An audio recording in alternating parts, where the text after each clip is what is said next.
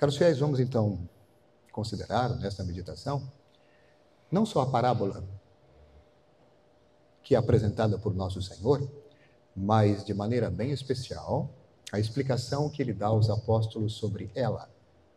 Vamos então acompanhar nos seus detalhes principais aquilo que é dito então sobre tal parábola, que é dirigido a nós também, o conteúdo da sua explicação. Ele começa dizendo o seguinte: bom, o homem saiu para semear. A semente é a palavra de Deus. Comecemos por isso. Palavra de Deus. Puxa vida, como esta expressão é utilizada nos tempos atuais. E como, por exemplo, ela se presta a não poucas confusões. Quando nós falamos palavra de Deus, falamos, claro, da revelação de Deus, da revelação divina, positiva, de tudo aquilo que nos conduz à salvação. Revelação divina e positiva daquilo que nos conduz à salvação. Portanto, trata-se da doutrina celeste, daquilo que Deus ensina, apresenta, de uma maneira direta, clara,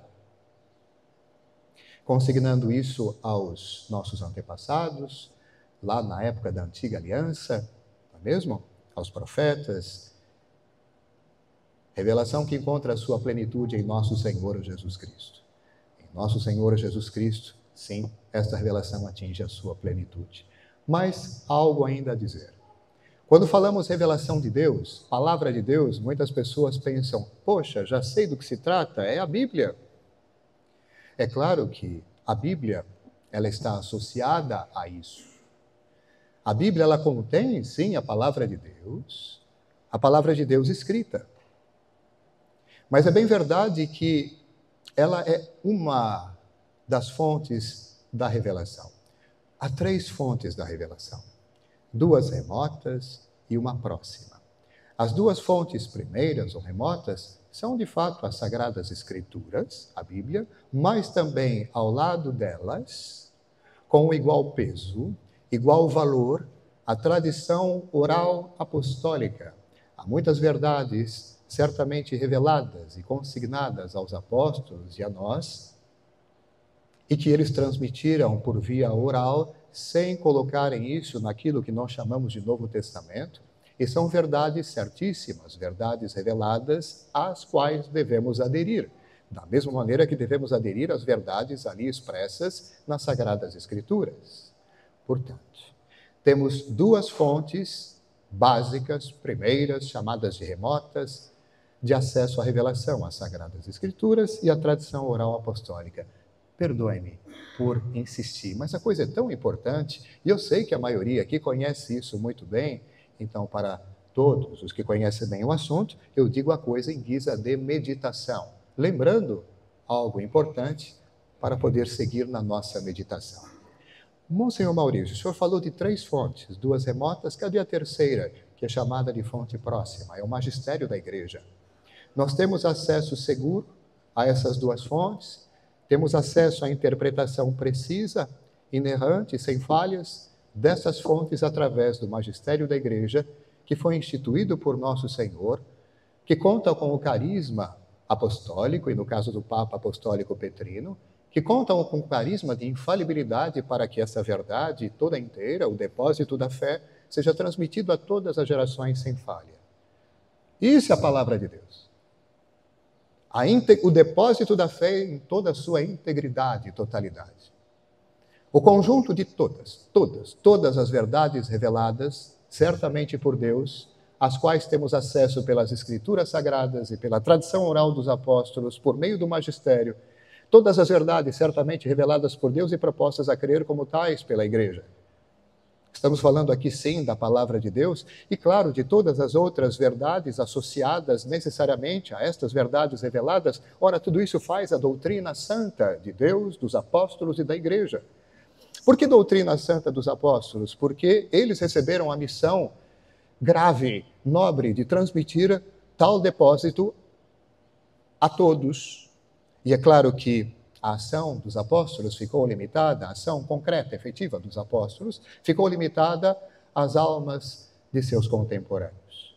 Mas como esta verdade revelada, ela é destinada à salvação de todos e deve chegar ao final dos tempos, então convinha que houvesse sucessores e que eles tivessem efetivamente sucessores, e é o que acontece ainda hoje e que vai continuar acontecendo até o final dos tempos.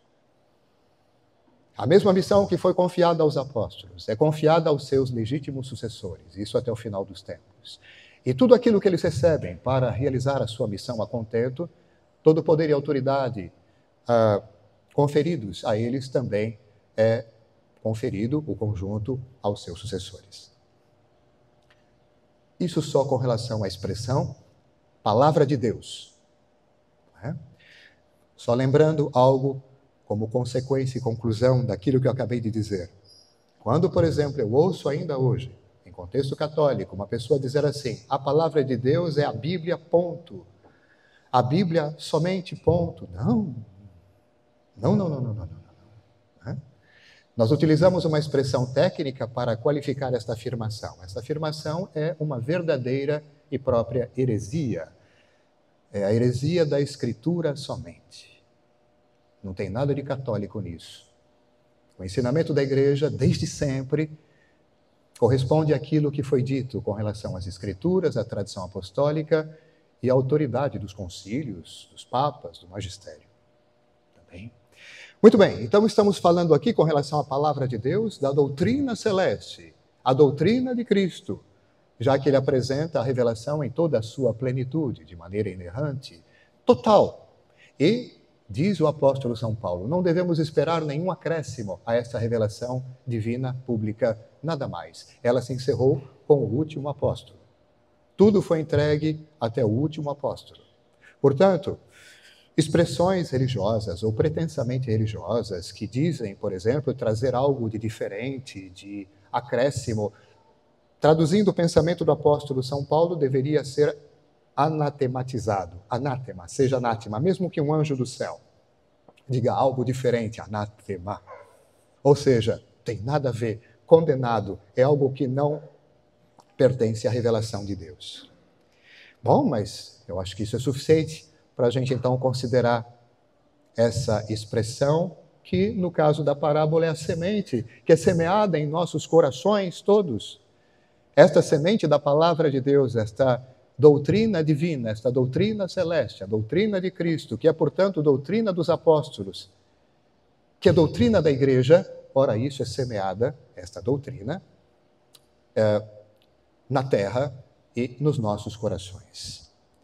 Quando eu digo, por exemplo, doutrina do Cristo e doutrina dos apóstolos, ninguém se assuste. Quando o nosso Senhor diz, por exemplo, aos apóstolos, quem vos ouve, a mim ouve, quem vos escuta, me escuta. Ora, o que significa isso, senão, vejam, vocês, falando em meu nome, transmitindo exatamente aquilo que eu vos ensinei, vocês estarão transmitindo, com relação ao conteúdo e à autoridade, exatamente aquilo que eu vim trazer. A questão agora, caros fiéis, segunda parte da nossa meditação neste sermão, é o seguinte. Entendendo o que é esta semente tão preciosa e sabendo que ela é semeada nos corações, como é importante encontrar corações preparados para receber a tal semente, permitindo que ela germine e cresça. A última imagem da parábola fala de um terreno bom, solícito, fecundo. Isto representa os corações que têm as melhores disposições para acolher esta sagrada doutrina e produzir frutos, com a ajuda de Deus, os frutos que Deus espera de nós. Mas, nosso Senhor, antes de falar das melhores condições e de um coração bem preparado, fala dos corações que não estão preparados através de 3 situações principais. A primeira situação corresponde às sementes que caem à margem do caminho. Sementes que são pisoteadas, desprezadas. Vêm os pássaros do céu e roubam. Nosso Senhor, ele explica, a palavra é semeada, mas vem o demônio e rouba. E a pessoa, então, não tira nenhum proveito daquilo que foi direcionado a ela. A segunda imagem, ou o segundo problema, corresponde às sementes que caem em terreno pedregoso. Não tem terra, não tem como se desenvolver. Ou pouca terra, pode crescer um pouquinho, mas logo seca, morre. não cresce e não produz nada, por causa da dificuldade de crescimento por conta das pedras. A terceira situação, só retomando as imagens para depois comentar algo. A terceira situação é a da semente que cai entre espinhos, ou seja, um contexto completamente hostil. E ele diz, os espinhos aqui representam todas as preocupações mundanas e solicitudes e apegos aos bens materiais e prazeres desse mundo. Ora, como isso é hostil ao acolhimento generoso da palavra de Deus. Ora, vamos então retomar bem rapidamente cada um deles para o nosso proveito espiritual. Que história é essa? No caso da semente que cai à beira do caminho, que história é essa do demônio que vem e rouba? Como assim roubar? Entendam, há situações, caros fiéis, que, embora tenhamos recebido a palavra, há situações que praticamente neutralizam o poder e o efeito, o impacto dessa palavra na nossa vida. Vamos lá. Eu quero apresentar um conjunto de 3 coisas. Uma combinação perigosa, explosiva. Tá bem? O primeiro elemento para essa bomba, para essa condição explosiva, é o orgulho. A segunda é a ignorância com relação àquilo que devemos saber com relação a essa doutrina celeste. Ignorância grave, ignorância mesmo substancial, junto com orgulho, falta um terceiro elemento. Ora, isso juntamente com doutrinas, ideologias contrárias a Deus, ostensivamente contrárias a Deus e a sua sabedoria, ideologias perversas, pronto. Se temos a combinação dessas 3 coisas, temos justamente a palavra de Deus, que pode até ter sido recebida e conhecida num determinado momento, mas a combinação dessas 3 coisas faz com que, de fato, nós não vivamos, de fato, esta palavra, e ela praticamente, embora tendo sido recebida, é neutralizada. É nesse sentido, então, que o demônio, que no final das contas está por trás das máximas mundanas, o mundo jaz sob o domínio do maligno, não é? É dessa forma que ele, de uma maneira muito astuta, através, enfim, dos seus aliados, neutraliza a ação da palavra de Deus em nós, e é como se nós não a tivéssemos recebido, é como se ele tivesse, de fato, roubado a palavra, porque, de fato, tudo está neutralizado e anulado pela combinação mais do que perigosa, maléfica, entre orgulho, ignorância com relação àquilo que é estritamente necessário, importante mesmo de se conhecer, e doutrinas más. Vejam, vamos então traduzir isso. Uma pessoa, ela teve uma formação catequética precária. Ela aprendeu a coisa até um certo ponto. Ficou sem conhecer coisas fundamentais. O conhecimento que ela tem é mais do que precário, ele é parcial, imperfeito e, por conta até mesmo de certas lacunas, errôneo. E quando, por exemplo, a pessoa recebe de maneira muitas vezes sedutora a transmissão de uma ideia maluca, de uma ideologia hostil a Deus, e que não se apresenta assim, é claro. Tudo vem numa embalagem açucarada, agradável, e você fala, parece razoável. Quantas ideologias perversas, quantas coisas contrárias a Deus nós engolimos, nós simplesmente absorvemos de maneira acrítica, achando que realmente é isso, porque nos falta uma base que possa, por exemplo, nos ajudar a discernir e nos proteger contra estas falácias. Então, por conta de ignorância, a gente não tem como se defender, conhece pouco, então entre aquilo que conhecemos pouco e uma mentira que se apresenta como se fosse a maior verdade do mundo, eu acabo acolhendo aquilo que, enfim, além de ser errado, anula, de fato, o efeito da palavra de Deus em mim. E se ainda, juntamente com isso, vem o ingrediente orgulho, aí a coisa complicou de vez. Estou só descrevendo de uma maneira bem rápida, imperfeita, mas eu acho que direta, aquilo que, por exemplo, se encontra muito hoje nas sociedades e nos corações. E dessa forma, o mal, naquele caso, naquela pessoa, naquele momento, acaba triunfando, nem que seja temporariamente. Que pena! Precisamos nos defender. Ora, o apóstolo Paulo apresenta justamente a nossa vida cristã como um grande combate. E quando nós combatemos, nós nos defendemos. Como é importante saber manejar as armas de defesa para que não sejamos vítimas desta ação astuta do maligno. Mas vamos seguir ainda a outra Entendam, quero traduzir isso da melhor maneira em questões práticas para nós.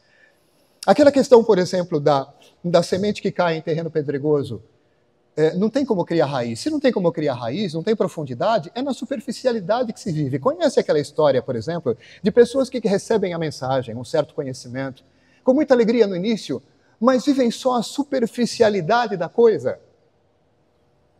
A pessoa, por exemplo, se compraz em viver só aquilo que é agradável, aquilo que é exigente, aquilo que é necessário, aquilo que é o mais importante, aquilo que é o essencial e que tem um certo grau de exigência. Ah, não, isso aqui me incomoda demais. Eu prefiro ficar com aquilo que é o mais agradável.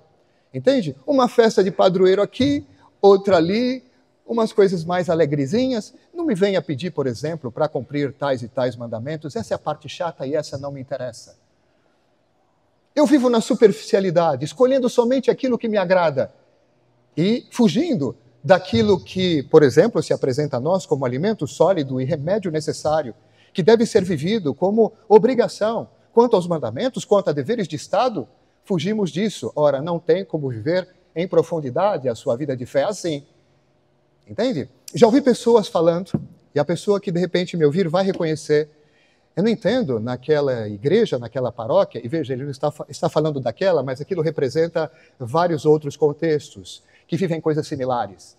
Essa pessoa disse, eu não entendo, nesse contexto, nessa paróquia, o comportamento das pessoas lembra mais um clube do que uma igreja.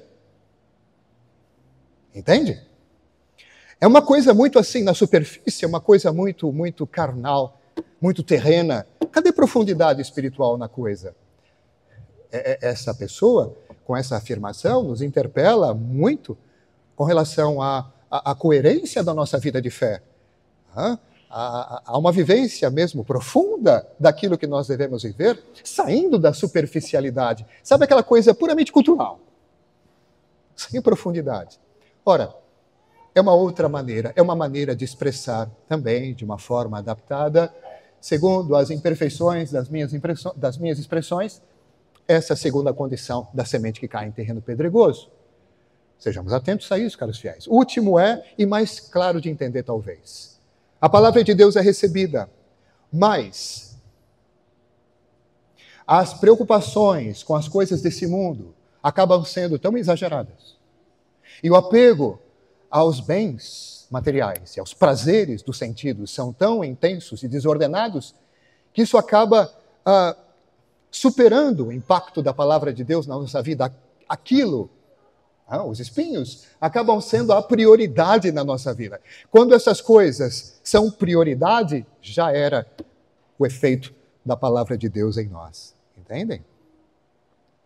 Qual é o antídoto, caros fiéis? Ora, são coisas hiperconhecidas. Em primeiro lugar, uma boa e sólida e adequada instrução religiosa.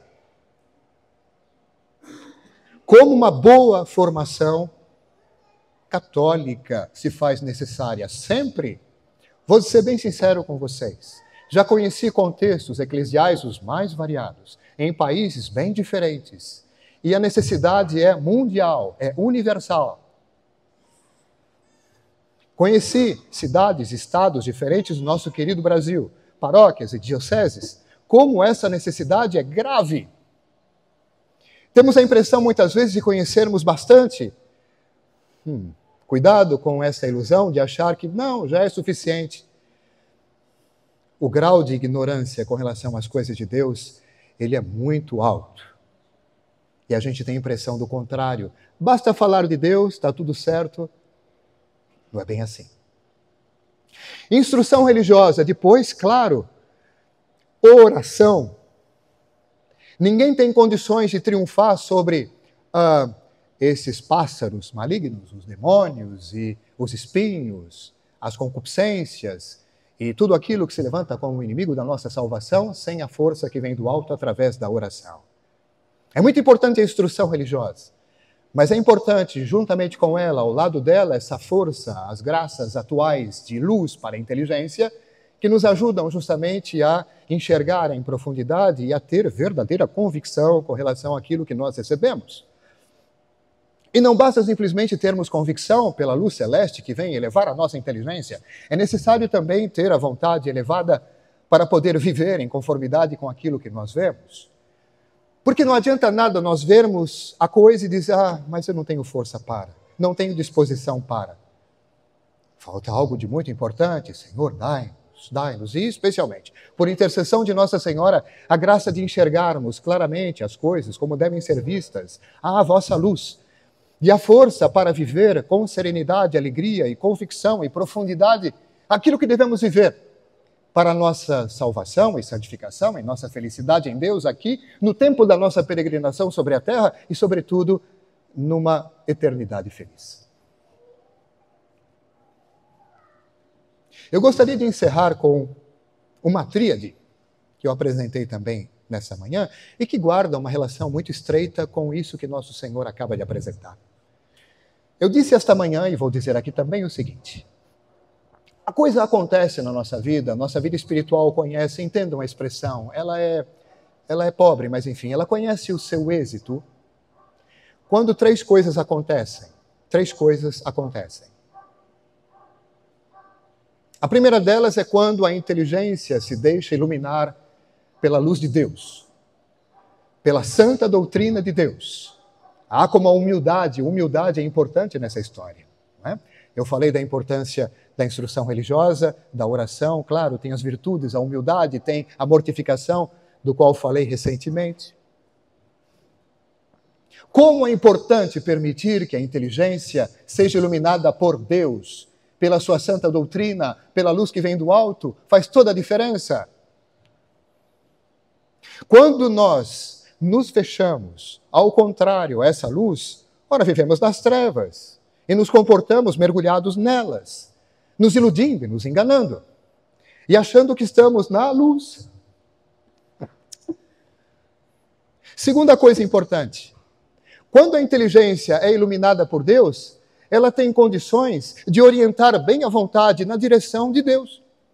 Segundo movimento importante, inteligência iluminada pela santa doutrina, pela luz do alto, e assim, essa inteligência, essa razão bem orientada, a reta razão orienta a vontade, governa a vontade. E a vontade vive em conformidade com Deus, que maravilha! E a vontade assim, fortalecida e orientada no sentido do bem, ela vai dominar sobre sensibilidades e paixões. Não são as paixões que devem nos dominar. É a nossa vontade, orientada pela reta razão, que o é por causa da luz de Deus, que nós então triunfaremos sobre as paixões. Então, de novo, desculpem retomar. A luz de Deus, a santa doutrina que ilumina a nossa inteligência. A inteligência, a reta razão que governa a vontade que governa a sensibilidade e as paixões. E domina tudo isso para que não sejamos dominados por impulsos cegos, passionais, pela concupiscência. Assim é que nós temos êxito. Este é o segredo dos santos, como por exemplo daquele que governou tão bem o reino da França, São Luís. Um dia perguntaram para São Luís, alguém que veio de fora, um estrangeiro, e que viu de que maneira maravilhosa ele governava, que sabedoria, que poder, que serenidade, que justiça, que misericórdia, tudo. E perguntaram então, Majestade, qual é o segredo? Como é que o senhor consegue? O que acontece? E ele disse simplesmente, o segredo é começar por si mesmo. Aquele que se governa, claro, deixando-se conduzir por Deus, aquele que se governa tem condições de governar bem tudo depois ao seu redor. Uma nação, um reino, um império, uma cidade, a sua empresa, a sua família, a sua igreja.